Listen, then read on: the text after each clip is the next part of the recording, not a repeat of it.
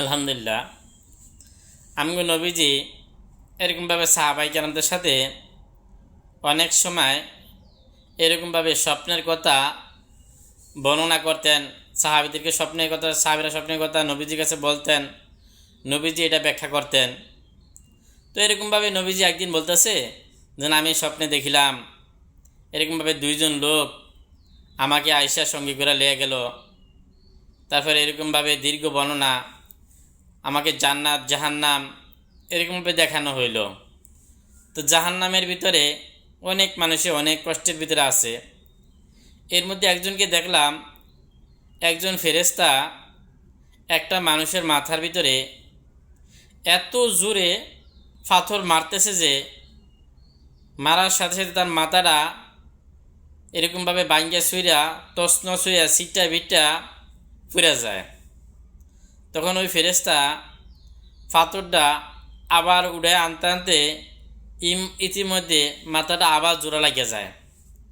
তা আবার এরকমভাবে পাথর মারতে আছে, এরকমভাবে বারবার এরকম তার ব্যাপারে হইতেছে। তখন এরকমভাবে আল্লাহ রাসূল জিজ্ঞেস করলো সঙ্গীদেরকে যে উনি কে, তার এরকমভাবে এত কষ্ট হইতেছে কেন? তখন বলতেছে ইয়া রাসূলুল্লাহ, ইনি দুনিয়াতে কোরআন শরীফ পড়িয়াছিল, তাহা ভুলিয়া গিয়াছে এবং ফরজ নামাজ না পড়িয়া এরকমভাবে শুয়ে থাকতো, এই জন্য তার সাথে এরকম ব্যবহার করা হইতেছে। তো এই জন্য আল্লাহ তাআলা আমাদেরকে আল্লাহর কোরআন শিখা তৌফিক দান করুক, আল্লাহর কোরআন আমাদেরকে তেলাওয়াত করার তৌফিক দান করুক।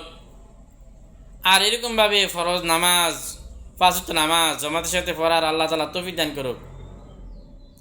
যে আল্লাহ আমাকে হাত পা চোখ সব কিছু দিয়েছে, আল্লাহর নাজ নিয়ামত আমি খাইতেছি, তা আল্লাহর নাজ নিয়ামত খাইয়া আল্লাহর হুকুম মানতে আমার এত কষ্ট হয় কেন? আমি আল্লাহর নিয়ামত খাইয়া যখন আমি আল্লাহ তাআলার শুকরিয়া আদায় করব, তাহলে আল্লাহ তাআলা তো নিয়ামত আরও বাড়ায় দিব, আবার পরে গেলে আল্লাহ তাআলা শান্তির ফায়সালা করে দেবেন। এই জন্য ইনশাআল্লাহ আমরা কোরআন তেলাওয়াত করা না জেনে আল্লাহর সাথে কথা বলা, তা আল্লাহর সাথে কথা বলা এটা কত বড় সৌভাগ্যের ব্যাপার। এই জন্য আল্লাহ তাআলা আমাদেরকে আল্লাহর কালাম আমাদেরকে শিখার তৌফিক দান করুক, আমল করার তৌফিক দান করুক। আমিন। ওয়া আখিরু দাওয়ানা আলহামদুলিল্লাহি রাব্বিল আলামিন।